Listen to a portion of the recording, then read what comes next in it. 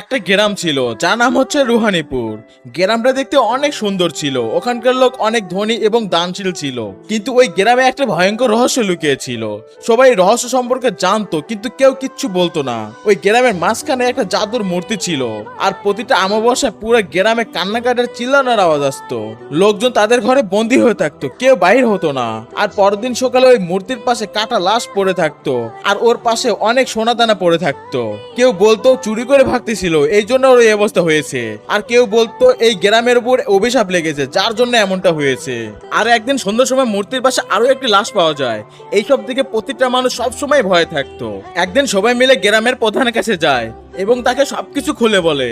গ্রামের প্রধান লাশের কাছে যায় এবং বলে, কাল আমার ছেলে শহর থেকে গ্রামে আসতেছে, তাই এই সম্পর্কে তাকে কেউ কিছু বলবে না। পরের দিন প্রধানের ছেলে গ্রামে আসে, তার নাম ছিল রাইস্টার। সে খুব শক্তিশালী এবং সাহসী ছিল, মা বাবা সব কথা শুনতো। কিন্তু বন্ধুরা, তার আগে আমাকে পাবজি প্লেয়ার একটা চ্যালেঞ্জ দিয়েছে। তারা বলেছে ফ্রি ফায়ার নাকি দর্শক কম। তো বন্ধুরা, আপনাদেরকে তেমন কিছু করতে হবে না। যদি ফ্রি ফায়ার লাভার হন তাহলে এই ভিডিওটাকে লাইক দিয়ে চ্যানেলটাকে সাবস্ক্রাইব করে দেন, এবং যারা রাইস্টারকে ভালোবাসেন তারা কমেন্ট সেকশনে লাল হার্ট দিবেন, আর যারা পাবজি লাভার তারা কমেন্ট সেকশনে ব্ল্যাক হার্ট দেন। আমিও দেখতে চাই কোন গেমের অডিয়েন্স সব থেকে বেশি। একদিন কোন কাজের জন্য প্রধানের গ্রামের বাইরে যেতে হবে, সেই কারণে সে রাইস্টারকে বলে, আজ থেকে এই গ্রামের পুরো দায়িত্ব তোমার উপর। তাই রাত্রে বাইরে বের হওয়ার জন্য কেউ যদি তোমাকে ডাকে তাহলে তার ডাকে সাড়া দিও না। এটা বলে সে সেখান থেকে চলে যায়। একদিন রাতে রাইস্টার পড়ে পড়ে ঘুমাচ্ছিল, তখনই তার কানে জোরে জোরে কান্নার আওয়াজ আর চিল্লানোর আওয়াজ আসে। তখন সে আচমকা উঠে পড়ে আর জানালা দিয়ে দেখতে থাকে পুরো গ্রাম একদম শুনশান শান্ত ছিল।